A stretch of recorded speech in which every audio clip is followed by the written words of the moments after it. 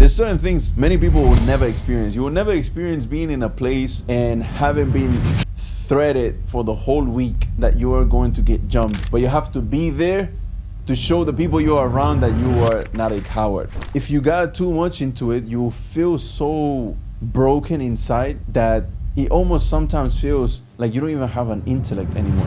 Ihris ala ma yanfa'uk. Prophet ﷺ said, focus on what benefits you.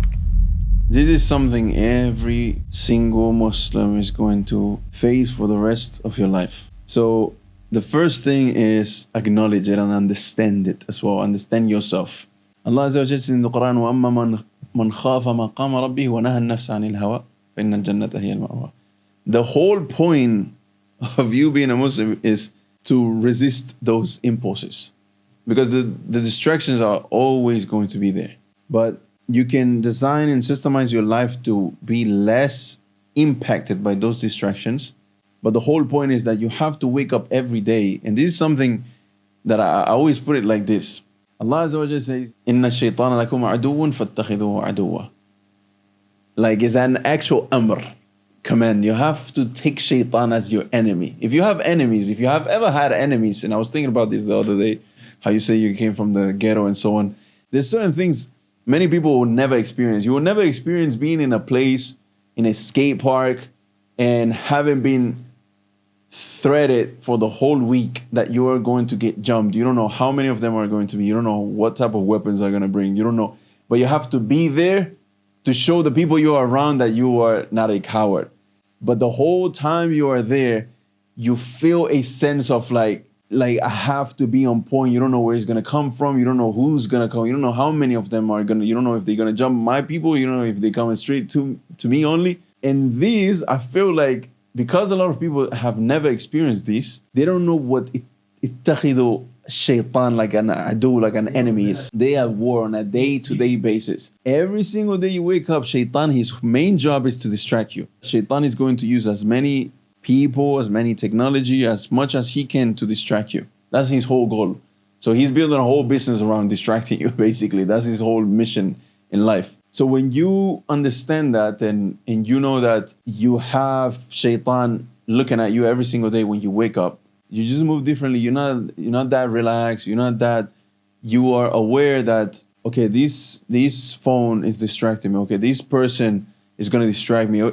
You have to become obsessed about your time. I need to preserve my time and I need to make sure that nobody gets into my brain and pollutes my brain. Once you do that, you will find that your default is actually focus.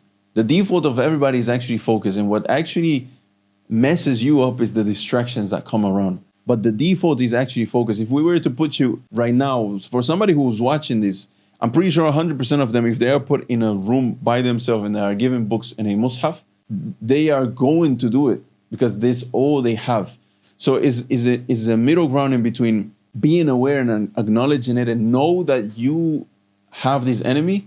And second thing is designing and systemizing this by getting rid of your distractions, whether it's people, whether it's devices, whether it's things you're doing in your life that don't have nothing to do with the memorizing the Quran that you want to do. This gathering that you do every Wednesday with these friends that you guys sit down and waste time. That's not bad to do, but you have to choose what do you want? Do you really want to memorize the Quran? It's going to take you to sacrifice and get rid of a few things for a few years perhaps. And then perhaps once you have it, you can actually, do these things that you might want to do right now.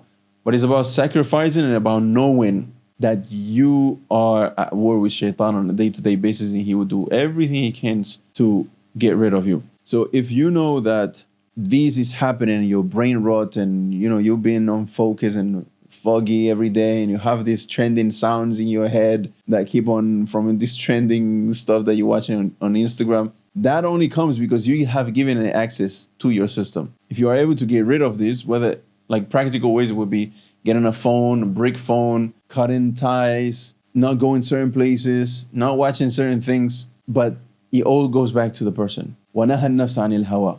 And he resists the impulses. Allah Azza wa Jalla, he put it on you. I told you what it is about. Now you have to do the effort. If you do the effort, then you will start actually building the habit and the discipline. until you become somebody that's disciplined. It all starts by actually understanding why you're distracted and why you're not memorizing and not doing the things you really want to do. The feeling of buying into distractions is, is many different things that need to be debunked here. For many men, is generally just lack of testosterone, because testosterone is what is directly connected with your motivation, your high ambitions, and the thing is, if you continue to consume all of these junk food, if you continue to consume all of these cheap dopamine type of content on social media, all these different content that don't have no meaning to it, no faida, it keeps on hurting your health.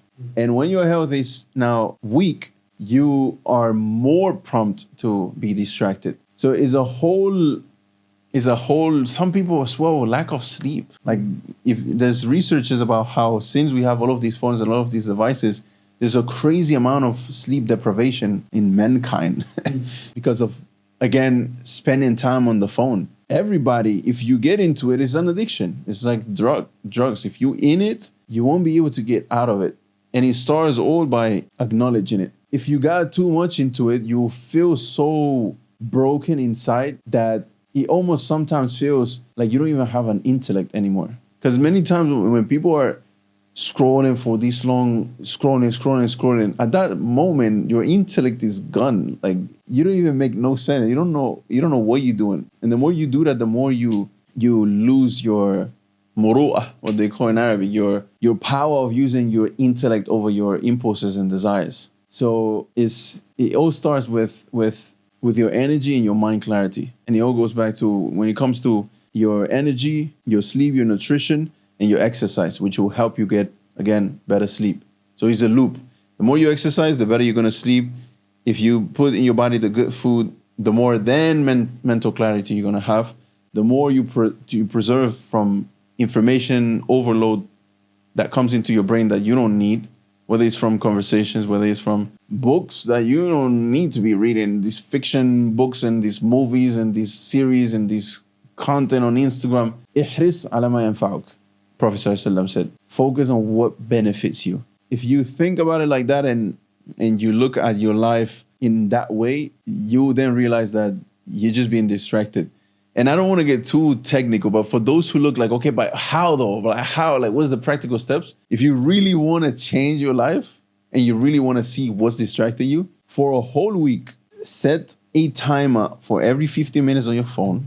Every 15 minutes, the timer is going to ring. Write down in very simple and maybe 2 words, 1 word, what you have done in those past 15 minutes, and do that for a whole week. And then you will realize, like, at the end of the week, check what is the things that you have spent the most time on, and then you'll realize where is your time actually going. And it might be, for example, talking on the phone. If you do that seriously, you will see perhaps speaking on the phone for 3 hours. And you can tell yourself, okay, can I get rid of these 3 hours of speaking on the phone and regain 3 hours of my time? Or you will see 2 hours on Instagram. Can I get rid of these 2 hours on Instagram and regain now 5 hours a week that I can be learning, I can be memorizing?